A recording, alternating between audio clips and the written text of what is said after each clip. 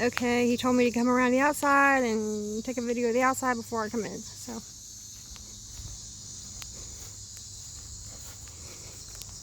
this is our 155 Riverside 155 Retro RV.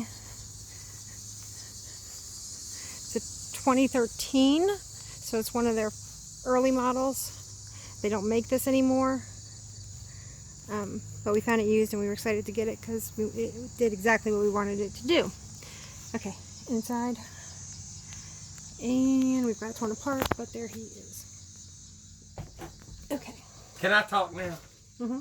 Yay! So, we wanted to start this video series off as we go through the rebuild. And I think Laura's already posted some cool pictures of when we got it before it was torn apart.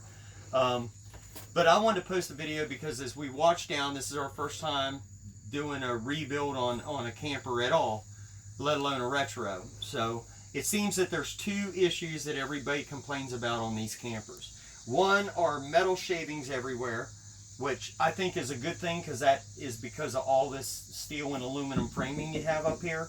So that's a good thing that it's not wood like a lot of the other campers.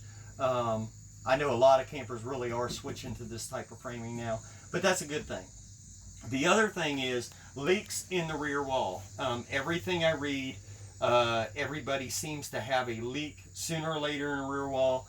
And now that I have found out why, it's my belief that every camper, probably every one of these, has a leak in the rear wall, more than likely.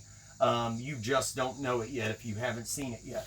There is a flap here, and this comes from the top roof panel where it's just white on top of your camper. Well, if you get a little hole in that, the water runs down through this flap here, runs down and soaks into this cheap 1 grade above cardboard that they call wood around your camper. Well, I think for the manufacturer, and this is my opinion, this is good because it soaks up the water for a very long time till you recognize it. And then after a while, once it holds its threshold and can't dry out anymore and it gets wet, gets dry, and you start getting that musty smell, and then it just starts deteriorating, and that's when you start feeling the soft wall. But it puts the soft wall probably off, I would guess, at least 3 years. So first thing is, I would seal the roof even in a newer camper. I think you should seal it probably once every year or two versus every 3 to 5 years like it says on the can. Even if you're storing it under something just to be safe, because like I said, it just one little hole is going to expand because the heat and the cold and things like that are going to make things expand and contract. Therefore, any little hole is going to get bigger. But it comes in here, so this is what you're looking at in here when you get it torn out. Unfortunately, this camper, we got a good deal on it, and we really wanted one of these retro campers. And if you're looking for these things used, they are very hard to find. And very hard. I would never buy a new camper at full price anyway. If you have any kind of handyman skills, just know you're probably going to have something to deal with back here. Probably not as expansive as this one, but this one was wet all the way down here and into a piece of the floor back here. So I'm going to have to replace the back section of floor, and I'll replace this all with actual Luan, not this cardboard crap, and foam insulation through here, and probably even put that Reflectix heat shield in between those two just to help the air conditioner cool better. In the summer, it'll keep that heat off there more. So I just wanted to let everybody know what you're looking at in these campers, and what it's going to look like when you tear the guts out if you do decide to do these. I was kind of intimidated at first, but it looks like it's going to be a pretty simple project other than bending the Luan up here. If you've already done this on a camper, on one of these campers, and you have any advice for me... Sorry. We'll be back in a second.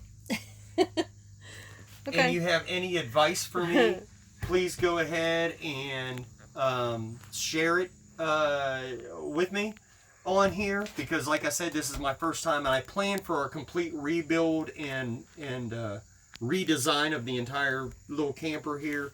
The little Lovebug is going to take about a month. That's going to be our goal, to get it all done in a month. I think we've already ordered the microwave. a new microwave because somebody broke the original microwave, and this one kind of doesn't sit right, so they had a board and some metal over it to hold it in place, Yeah. and we kind of want one that fits. So anyway, that's it. Just remember when you're, I think all campers I have found in looking at the used campers, it seems they all have a leak somewhere. All campers, all makes. It's just a matter of you got to find it. And in these, from what I read on everybody's post, it seems to be this rear section back here. And I'm pretty sure I found it has everything to do with this. What I'm going to do for the fix is I'm going to spray Flex Seal inside here, batten this down, then put Flex Seal over top of all this before I insulate it. And then, of course, keep resealing the roof. And we store this under a roof too. So, but I'm still going to reseal the roof probably every 2 years. So we're going to do a lot of follow-up videos, but that's all I wanted to say for now. I'm done.